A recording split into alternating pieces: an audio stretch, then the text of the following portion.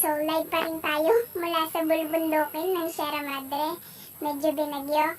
So just stay tuned because later we'll be tackling some important points about labor. For the continuation of Article 295, unemployment shall be deemed to be casual if it is not covered by the preceding paragraph, provided that any employee who has rendered at least 1 year of service, whether such service is continuous or broken, shall be considered a regular employee with respect to the activity in which he is employed, and his employment shall continue while such activity exists.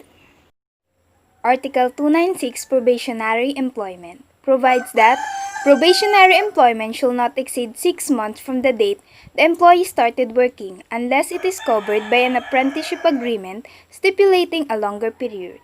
The services of an employee who has been engaged on a probationary basis may be terminated for a just cause or when he fails to qualify as a regular employee in accordance with reasonable standards made known by the employer to the employee at the time of his engagement.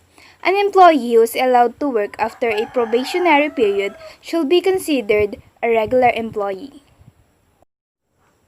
Article 297, Termination by Employer, provides that an employer may terminate unemployment for any of the following causes. A.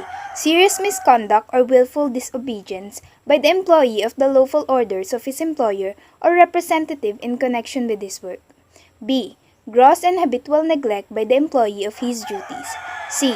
Fraud or willful breach by the employee of the trust reposed in him by his employer or duly authorized representative. D. Commission of a crime or offense by the employee against the person of his employer or any immediate member of his family or his duly authorized representative. And E. Other causes analogous to the foregoing.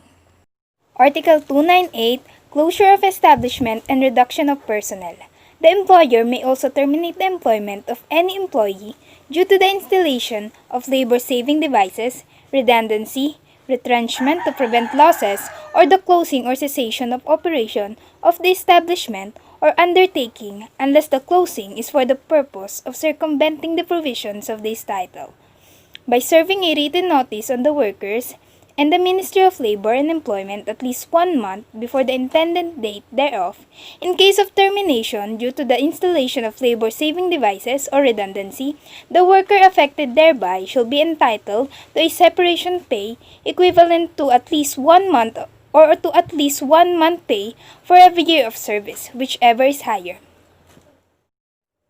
In case of retrenchment, to prevent losses, and in cases of closure or cessation of operation of the establishment or undertaking not due to serious business losses or financial reverses, the separation pay shall be equivalent to 1 month pay or at least 1/2 month pay for every year of service, whichever is higher.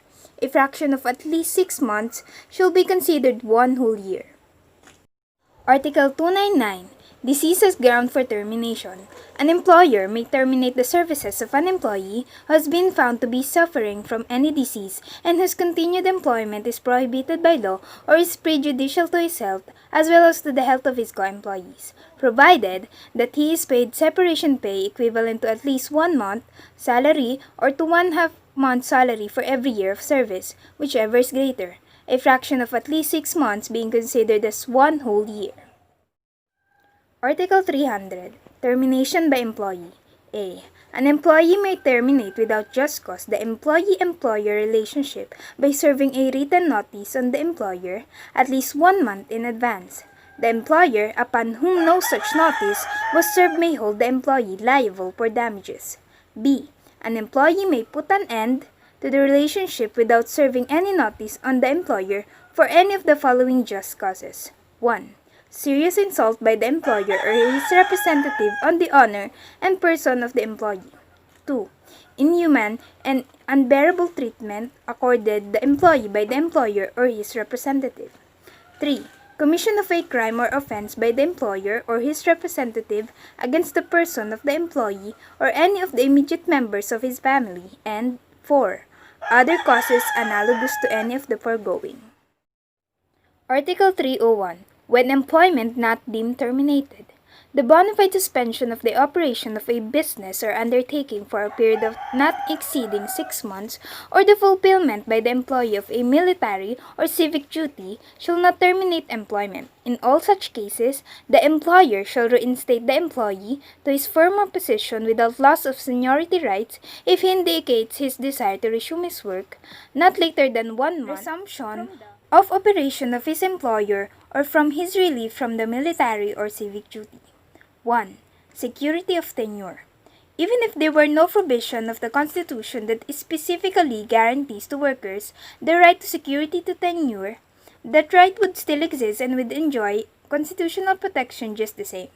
This is because employment properly constitutes property under the Bill of Rights. In other words, the right to employment is a property right. One's job is his property.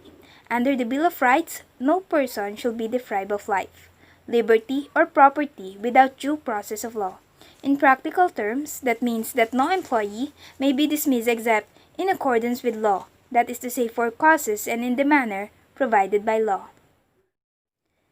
The fact, of course, is that Section 3, Article 8 of the Constitution provides, among other things, that all workers shall be entitled to security of tenure. This right was first explicitly recognized in the 1935 Constitution, but only for civil service employees. The guarantee was extended to private sector employees by the 1973 Constitution and subsequently carried over to the 1987 Constitution. The same right is assured by Article 3 of the Labor Code. That ends my vlog. See you again next time.